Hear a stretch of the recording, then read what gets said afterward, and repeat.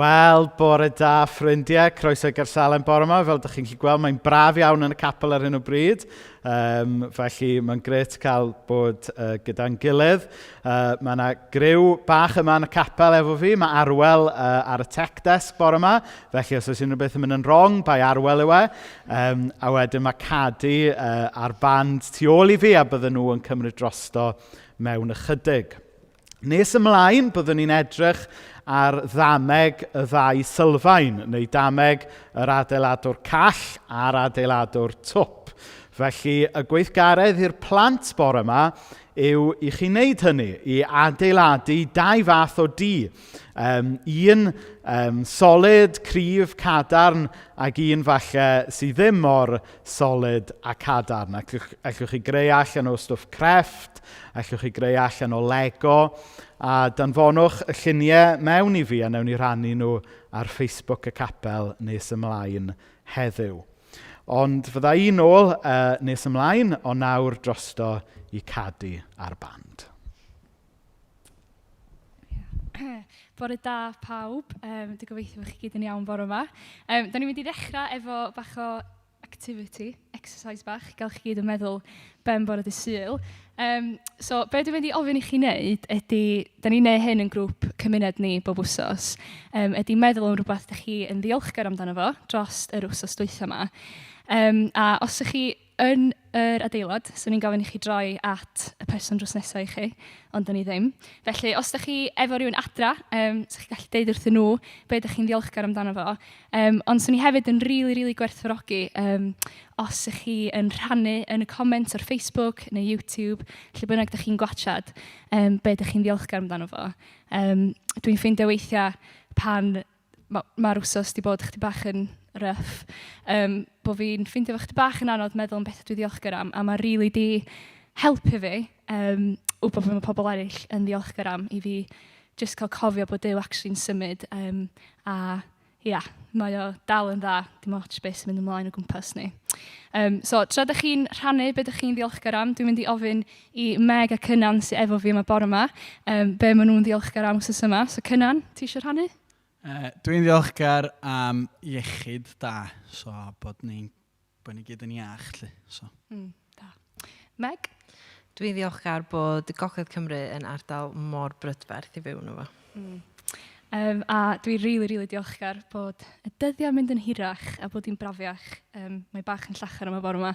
Ond dwi'n rili diolchgar am hynna. So, cyn i ni ddechrau ddoli, dwi jyst yn mynd i agor efo gair weddi. Dad, diolch am yr holl bethau da ti'n rhoi i ni. Diolch hyd yn oed pan dyn ni methu gweld o ti dal ar waith o dad. Diolch am yr holl bobl sydd wedi troi fyny bore yma. Diolch bod nhw wedi gwneud amser i ddod. Dwi'n gweddio fydden ni'n gallu troi'n llgada at y ti a canolbwyntio yn chdi bore yma a ddoli denw di. Felly dwi jyst yn gweddio fydd pawb sy'n gwylio adra yn gallu cymryd rhan a fydden nhw'n teimlo dy bresenoldeb di yn eu cartrefi. Yn enw Iesu Grist. Amen. So, mae'r gan yn mynd i ddechrau fo hi. Mae'n newydd, ond mae'n rili hawdd i bigo fyny. Bach o hwyl, so blant os ydych chi eisiau dawnsio adra, os ydych gennych chi unrhyw offer yna, get them out, chwaraewch nhw. Os ddim, sosban a Llwyd bren, dwi'n gwybod falle fydd rhieni'n heitio fi am hynna. Sorry. Ond y gan yma ydy Rwyt ti'n dda.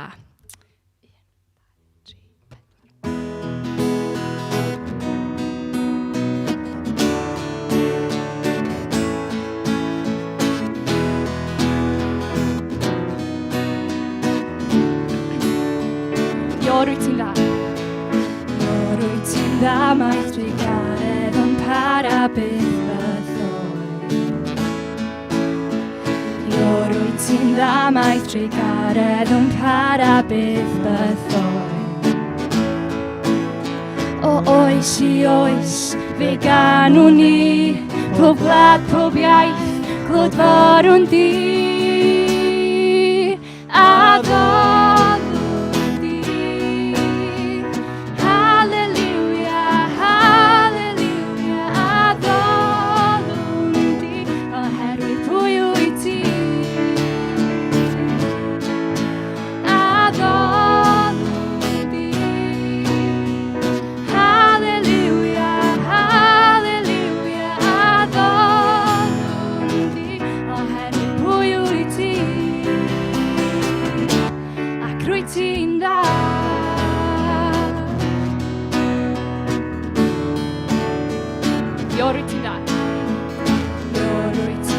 mae trigaredd yn para byth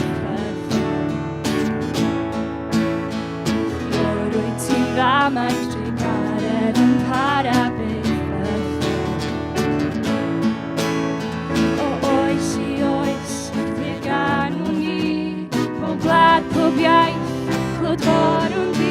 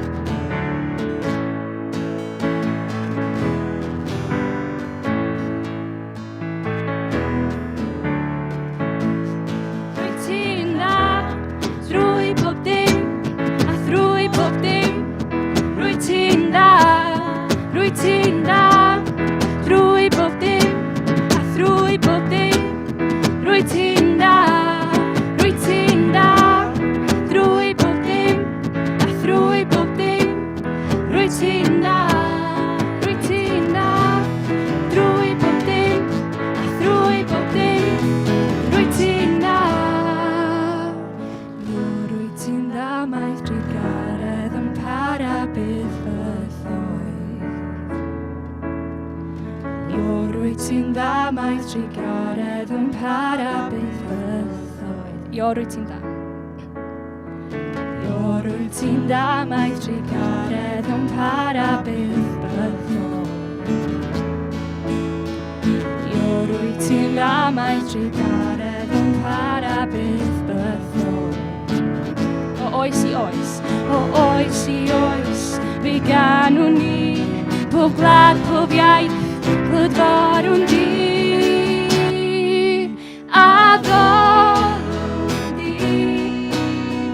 Hallelujah, hallelujah, adolwn di. Oherwydd pwy wyt ti. Adolwn di. Hallelujah, hallelujah, adolwn di. Oherwydd pwy wyt ti. Ti'n da.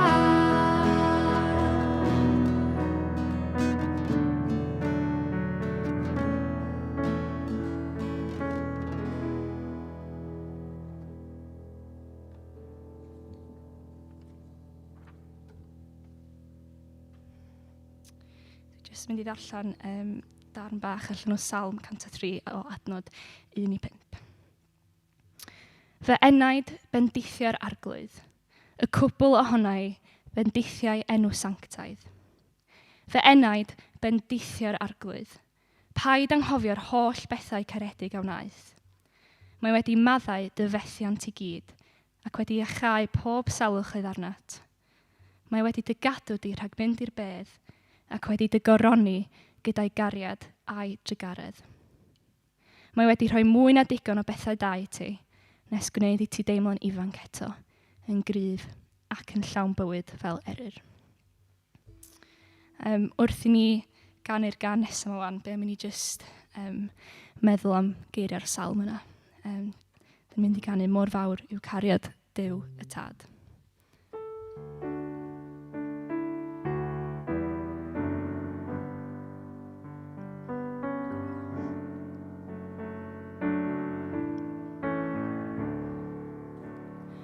Mor fawr yw cariad Duw y Tad, ni ellir byth ei fesur, fe roddodd ef ei fabyn iawn, i achub gwael bechadu. Does neb allur nad maent ei boi, pan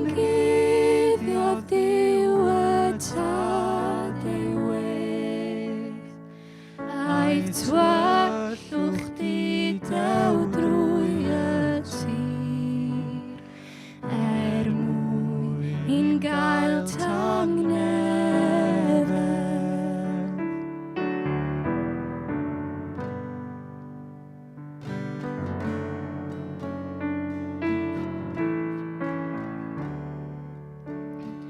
Mor hyfedd yw ei weld ar Groes, yn marw ar Galfaria, a chlywed sgrech fy llais fy hun, yn gwawdio gyda'r dyrfa. Fy mhechod oedd y bigheron, a'r hoelion dir, a'r goron ddrai, ond clywais lais maddeuant rad, o'i enau glan yn adsau.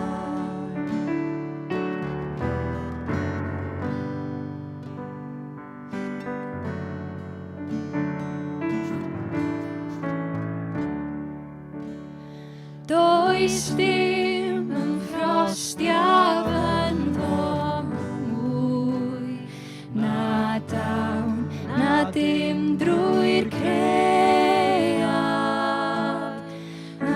Frostio na fy'n Iesu Grist, ei groes a'i atgyfodiad.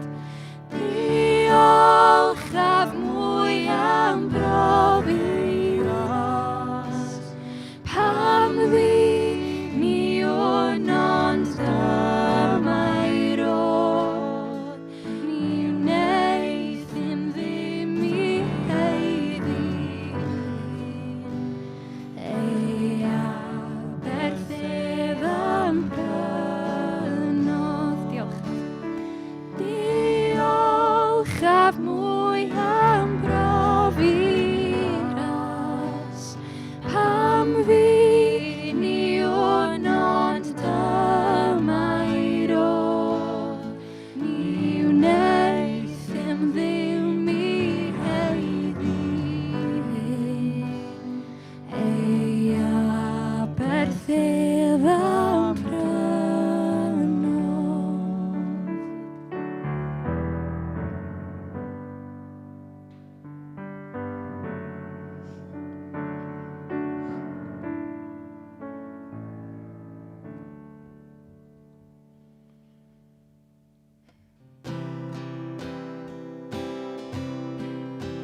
Mi dafla mae choddiar fy ngwar wrth deimlo dwy foloes. Ei ogrwydd fel mynyddoedd byd, dringani wrth y groes. Dringani wrth y groes. Dringani wrth y groes. Ei ogrwydd fel mynyddoedd byd, dringani wrth y groes. Ac edrych na fy'r dwy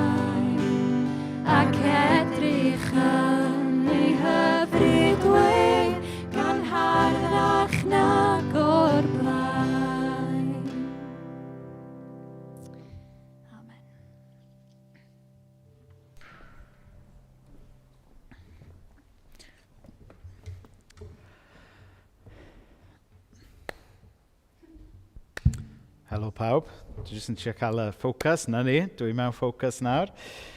Wel, diolch fawr iawn, enfawr i Cadi, Meg a Cynnan am hwnna, am yn arwain i mewn mawl. Dwi jyst wrth y modd efo'r fersiwn yna o mi dafla maich, achos mae e jyst yn tynnu fatha yn cyfoeth mawl ni fel Cymru. Oherwydd Williams Pantycelyn, y pêr ganiedydd, sgwennodd y geiriau, ond wrth gwrs mae'r alaw yn fodern, wedi cael ei sgwennu gan ffrind i ni Andras. Felly mae jyst y fersiwn yna jyst yn tynnu'r hen a'r newydd o beth yw i addoli Iesu yn yn calon ac yn yn mamiaeth. Dwi jyst wrth y bodd efo yr emyn yna, nes bod fi'n teimlo chydig bach yn emosiynol, neu mor emosiynol dwi'n gadael fy hun i fod o flaen camera, anyway. Nawr, y cyhoeddiadau bore yma, so mae'r grwpiau cymuned yn parhau wythnos yma, dwi'n meddwl. Pryd mae hanner tymor ysgol? Dim wythnos yma? Wythnos wedyn, ie. So mae grwpiau cymuned yn cario ymlaen fel arfer wythnos yma, ond mae'n siŵr wythnos wedyn bydd y trefniadau falle'n wahanol a rhai o'r grwpiau falle yn cael seibiant am wythnos. Dwi'n falch o ddeud ers dechrau'r flwyddyn bod yna rhai pobl newydd wedi ymuno ar grwpiau. Felly mae wastad drws agored i chi ymuno a'n grwpiau cymuned. Maen nhw'n bwysig iawn oherwydd da ni yn eglwys sydd eisiau bod yn mwy na jyst eglwys sy'n cyfarfod am awr ddydd Sul. Da ni eisiau meithrin, annog, gwneud disgyblion yn gilydd.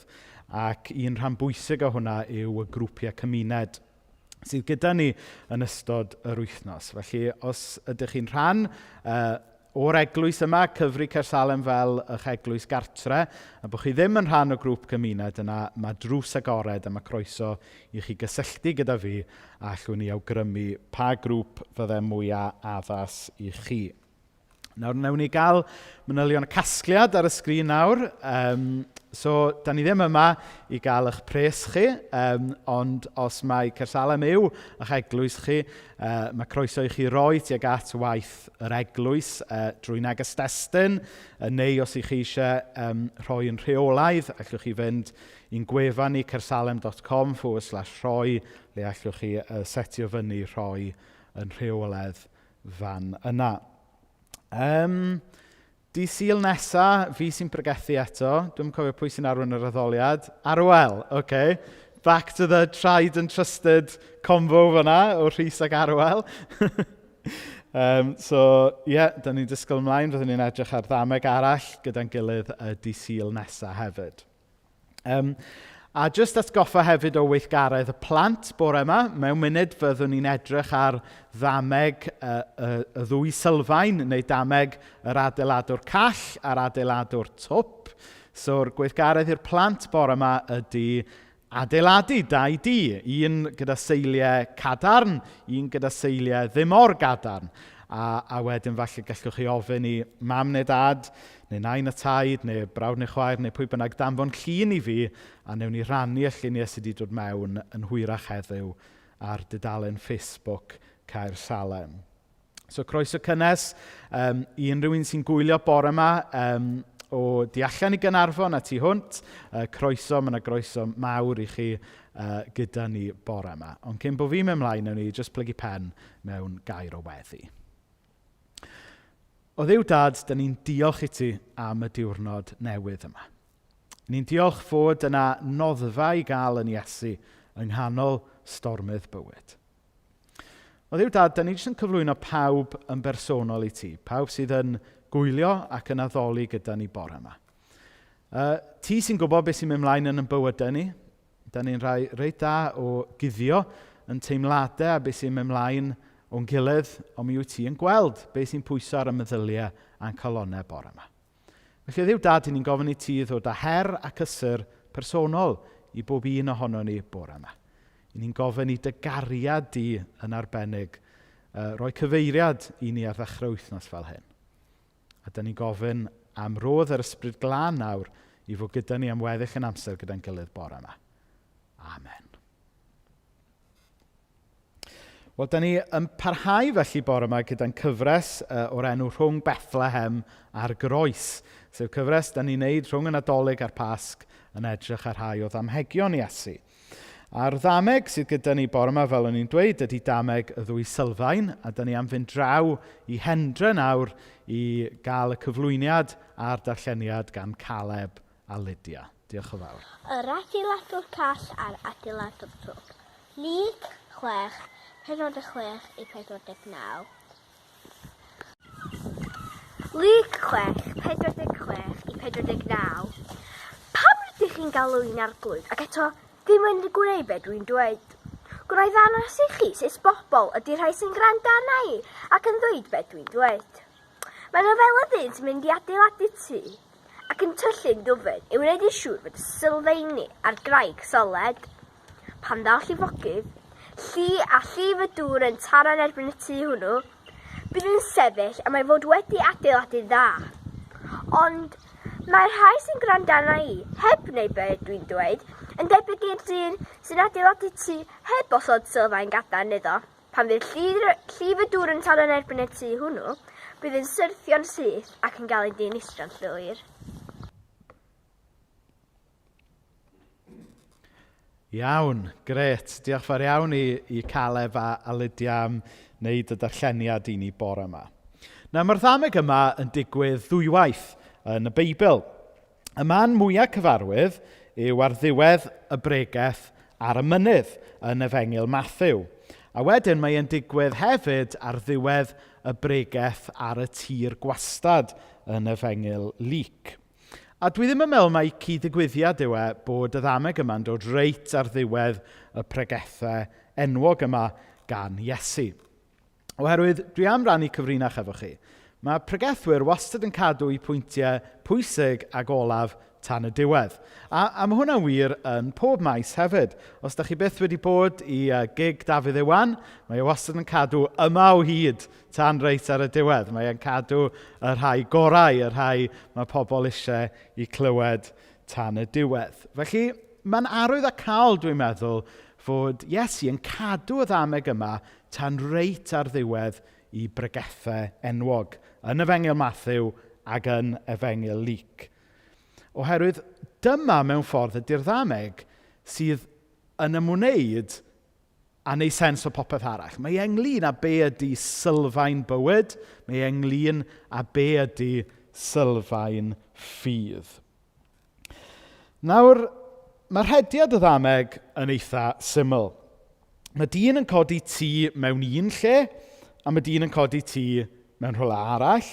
Wedyn, mae yna storm yn dod, Mae storm fod dod wythnos hyn, beast from the east, mae'n debyg. Ond nawr mae un tŷ yn sefyll, ond mae tŷ arall yn syrthio. Nawr mae effaith y storm ar y tŷ yn dibynnu sut a lle gafodd e i adeiladu. Nawr mae yna wahaniaeth rhwng y fersiwn sydd yn Efengil Mathew a'r fersiwn sydd yn Efengil Luc. Yn Efengil Mathew, beth sydd gyda chi ydy'r fersiwn sydd fwyaf cyfarwydd falle, sef tŷ ar graig a tŷ ar y tywod. Ond yn Efengil Luc mae e bach yn wahanol. Beth sydd gyda ni ydy un tŷ efo sylfaen ac un tŷ heb sylfaen. Nawr, os chi'n sylwi, mae'r variable yn wahanol. Yn Efengil Mathew, y lleoliad sy'n wahanol. Mae un ar y graig a mae un ar y tywod. Ond yn Efengil Luc, mae'r ddau di yn yr un lle, ond beth sy'n wahanol ydy sut maen nhw wedi cael i adeiladu. Ac mai fersiwn Efengil Mathew sy'n fwyaf cyfarwydd, bore yma, da ni'n mynd i feddwl chydig bach am fersiwn Efengil Luc. Oherwydd dwi'n meddwl fod y fersiwn sydd yn Efengil Luc yn dysgu gwirioneddau dyfnach a falle mwy amserol i ni ar hyn o bryd. Nawr, y pwyslais yn Efengil Luc, fel o'n i'n dweud, oedd bod y ddau di wedi cael ei adeiladu yn yr un lle, ond mewn ffordd wahanol. A dwi'n meddwl fod gwers ymarferol iawn fan hyn i ni, pan ni'n meddwl am adeiladu yn bywyd ac yn arbennig ynglyn â adeiladu yn ffydd ni. Nawr, os chi'n meddwl am y peth, pan i chi yn rhoi eich ffydd yn Iesu, mae'n amgylchiadau ni, fel arfer, yn aros un peth. Dydy'n lleoliad ni ddim yn newid. Pan o'n i'n ifanc a nes i ymddiriad yn Iesu am y tro cynta, o'n i'n byw yn Aberystwyth. A'r munud ar ôl i fi roi trust yn Iesu, o'n i dal yn byw yn Aberystwyth. Ar ôl i ni drystio yn Iesu, ar rywydd, yn ymarferol, dydy pethau ddim yn newid dros nos. Mae'r un pethau o'n cwmpas ni, yr un bobl o'n cwmpas ni, yr un problemau falle o'n cwmpas ni. Dydy'n lleoliad ni ddim yn newid. Ond beth sydd wedi newid ydy y gwreiddiau a'r sylfaen i'n bywydau ni. Yr un lleoliad, ni nawr yn adeiladu yn bywyd ar sylfaen wahanol. Oedd na gan enwog, dwi'n meddwl nath ennill Can i Gymru nôl yn 90au. Oedd yn mynd, dwi'n berson gwahanol, ond yn yr un hen le. A dyna'n aml yw profiad y Cristion. Ar ôl i ni gredu yn Iesu, ar ôl i ni gael yn gwefreiddio gan gariad gras am y ddeiant Iesu, da ni'n berson gwahanol, ond yn aml yn yr un hen le. Yr un pobl yn cwmpas ni, yr un problemau falle o'n cwmpas ni. Ond mae yna wahaniaeth sylfaenol hefyd. Sef bod ni nawr wedi gosod sylfaen, bod ni wedi gosod gwreiddiau yn Iesu Grist. Nawr, does dim angen PhD i weithio mas be ydy'r sylfaen yn y ddameg yma. Ond y sylfaen, wrth gwrs, ydy Iesu Grist ei hun. Nawr, mwyn gwir gwerthfawrogi beth sy'n mynd mlaen yn y ddameg yma, a'r delweddau mae Iesu'n defnyddio, mae rhaid i ni neidio mewn i'r tardys a mynd yn ôl mewn peiriant amser i gyfnod Iesu ar y ddaear. Nawr, un peth yn anhygoel, dwi'n gwybod os wnaethoch chi weld y newyddion wythnos yma, nathon nhw ffeindio olion Rhufeinig newydd yng Nghaernarfon wythnos hyn, oedd yn mynd nôl i'r ganrif gyntaf. Sef basically cyfnod le oedd pobl oedd llythrenol wedi gweld Iesu ar y ddaear wedi byw. Nawr, mae hwnna jyst yn anhygoel, ond side point oedd hwnna. Ond da ni eisiau mynd nôl i'r cyfnod yna. Nid y cyfnod yna yng Nghaernarfon, ond y cyfnod yna yn Palestina. Nawr, hyd yn oed heddiw, ddim ar chwarae bach y byddech chi yn adeiladu tŷ. Dwi'n gwybod mae Cynan fan hyn gyda fi yn y capel. Dwi'n gwybod mae Cynan yn adeiladu campervan ar hyn o bryd. A dwi'n siŵr nid ar chwarae bach mae rhywun yn adeiladu campervan. Ond yn sicr ddim ar chwarae bach mae rhywun yn adeiladu tŷ. Hyd yn oed heddiw. Nawr, fi wrth y modd watcho rhaglenni fel adeiladu ar y teledu, pethau fel DIY, SOS a Cowboy Builders a pethau fel yna. Mainly achos bod fi'n cowboy fy hun pan mae'n dod i pethau fel yna. Ond mae'n ddiddorol dydy gweld sut mae tŷ neu adeilad yn cael ei adeiladu. A mae'r rhaglenni yna'n aml yn dangos gymaint o waith caled sy'n mynd mewn iddo fe, hyd yn oed pan mae gyda chi bobl sy'n gwybod beth maen nhw'n wneud, a hyd yn oed pan mae gyda chi beiriannau a tools a pethau wedi creu ymlaen llaw. Nawr, os ydy e'n dipyn o waith adeiladu tŷ a gosod sylfaen heddiw, dychmygwch hyd yn oed fwy o waith oedd e i adeiladu tŷ nôl yn amser y Beibl. Pan oedd dim jacod i baw, pan oedd dim power tools, pan oedd chi methu prynu breeze blocks o Travis Perkins, sydd ddim wedi sponsro yr bregaeth bore yma. Nawr, yn amser Beibl, oedd adeiladu tŷ a gosod sylfaen yn waith caled. Ac oedd e'n rhywbeth bydden nhw'n wneud yn yr haf yn byd y Beibl. Ac mi oedd yr tir yn Palestina, mi oedd e yn dir yn math arbennig o bridd, oedd yn mynd yn galed yn ystod misoedd yr haf. I ddeud y gwir, yn yr Hen Testament, mae e'n dweud fod y tir yng Ngwlad yr Addewid yn mynd mor galed ac efydd yn ystod yr haf. Nawr, mi oedd yna ddau broblem felly os oeddech chi eisiau codi tŷ yn y wlad yna yn yr amser yna, yn yr haf. Sef, i ddechrau, achos bod y tir mor galed, mi oedd e'n ofnadwy anodd i gloddio lawr mewn iddo fe. A bryd hynny o rai chi wneud gyda'ch bôn braich eich hun. Ond yr ail broblem oedd, oherwydd fod y tir mor galed, oedd e'n gallu rhoi rhyw false sense o security i chi. Oeddech chi'n meddwl bod chi wedi gosod gwreiddiau digon dofn, ond actually doeddech chi ddim wedi cyrraedd y graig go iawn. Oherwydd bod y pridd mor galed, oedd e'n rhyw dwycho pobl i feddwl bod nhw wedi gosod gwreiddiau digon dofn, lle actually doedden nhw heb. Ac wrth gwrs, rai misoedd wedyn, oedd y tywydd yn troi, a mi oedd y pridd oedd yn galed yn yr haf yn mynd yn slwdge chwyr yn y gaeaf, a mi fydde tai wedyn yn syrthio i lawr. Nawr, dwi'n meddwl fod yna wers bwysig i ni fan yna. Sef, mae'n bwysig bod ni yn gosod gwreiddiau digon dofn yn Iesu. Mae'n bwysig bod ni ddim yn bodloni ar rhyw Gristnogaeth arwynebol yn unig. Nawr, dwi'n meddwl fod cael profiadau o Iesu Grist yn bwysig. Dwi'n meddwl fod cysylltu gyda Iesu fel rhan o eglwys, fel rhan o draddodiad drwy fawl am y pethau yna yn eithriadol o bwysig. Ond hefyd, mae'n bwysig i ni gofio fod gosod gwreiddiau yn Iesu Grist yn goffod bod yn fwy na just emosiwn hefyd. Mae e'n goffod bod yn waith caled weithiau.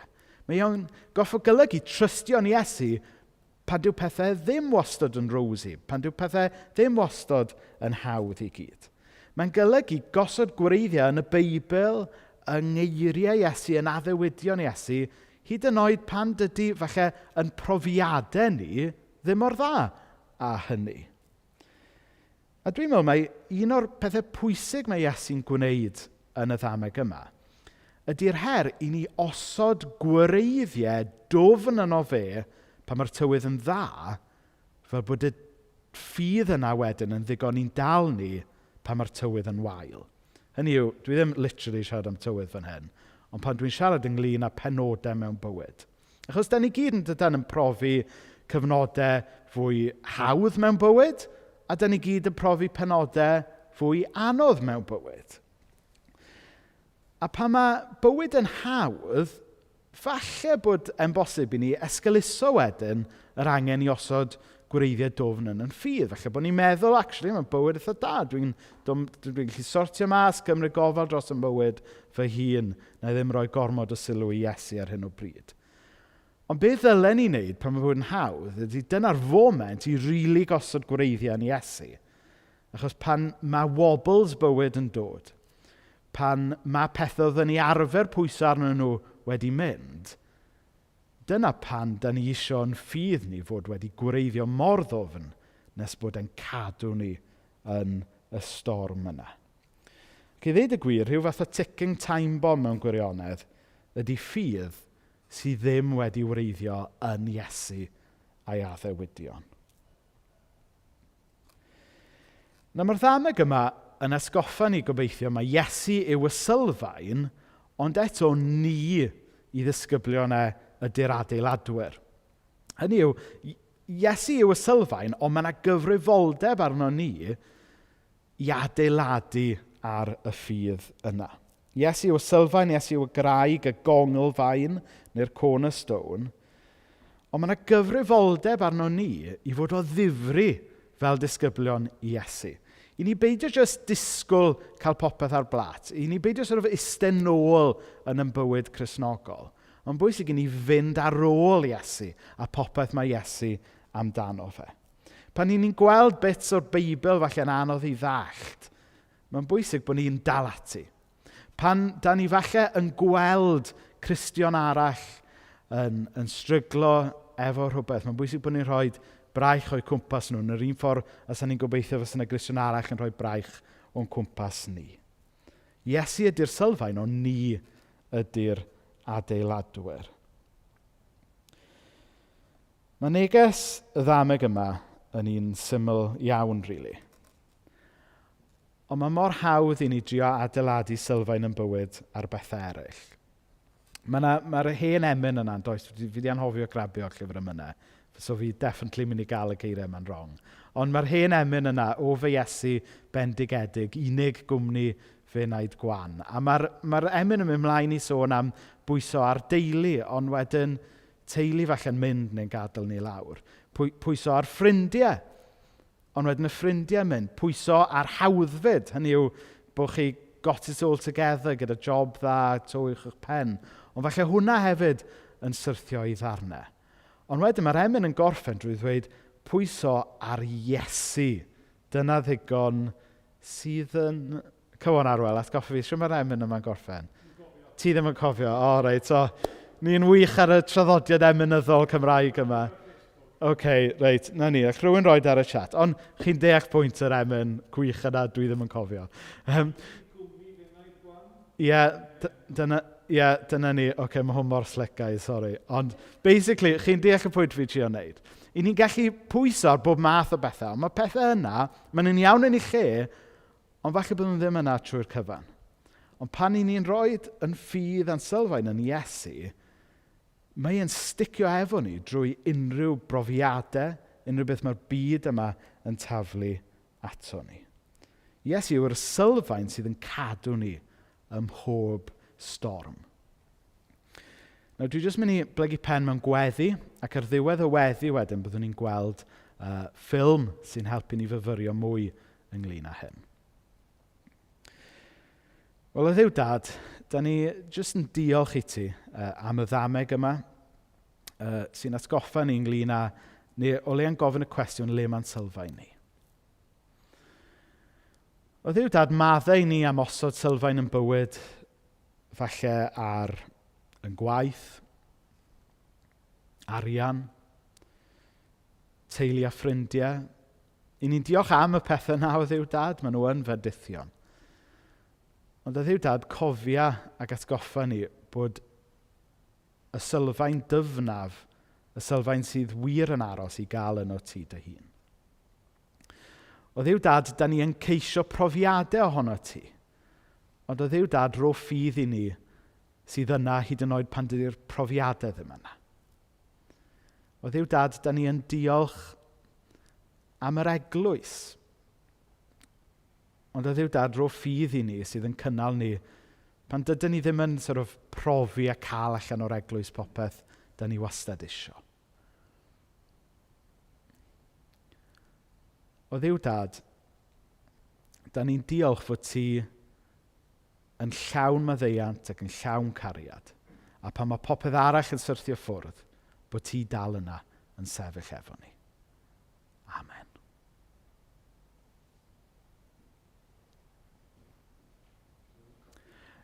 So mae'r clwb coffi ar ddiwedd yr Oedfa, ond nawr ni'n mynd i wylio ffilm, a wedyn bydd Cadi a'r band yn dod nôl fyny. Ar be dwi'n sefyll? Mae'n hawdd edrych. Gweld bai, gweld gwendid, gweld hunanoldeb. Weles ti be nath glywes ti be ddudodd hi. Craffu yn fanwl ar rywun arall. Syllu ar bopeth sydd o'i le yn rhywle arall. Pe bai e mond yn trystio Duw. Beth amdana i? Dwi'n trystio Duw. Ydw i? Bob amser? Wel, ar rhai pethau. Arian, ydw i reswm. Iechyd, nes mod i'n sal. Teulu, weithiau. Ond mae'r glaw yn dal i ddisgyn, a'r gwynt yn dal i chwthu, a dwi'n dechrau sy'n sawni. Dwi ar y graig, ond mae dal yn oer yma, a mae dal yn lib. Dwi'n cael sefyll ar y graig a byw yn y golau, yn ôl y gair. Byw ar y graig a'i oleuni, yn datod clymau fy nghyfrinachau. Nawr mae pethau tywyll yn glir. Mae e'n datguddio pethau sy'n ddirgelwch llwyr. Mae e'n gweld beth sy'n y tywyllwch. Mae golau o'i gwmpas bob amser. Mae'r golau yma'n scary. Ond mae'r golau hwn yn caru yr un y mae'n ei weld. Dwi'n cael dod â pethau i'r golau achos ti, arglwydd, yw'r golau. Dangos i fi Iesu lle mae'n rhaid i yn sefyll. Dangosodd Duw i ni gymaint mae'n ein caru ni drwy i'r Meseia farw droson ni pan oedden ni'n dal i bechu yn ei erbyn.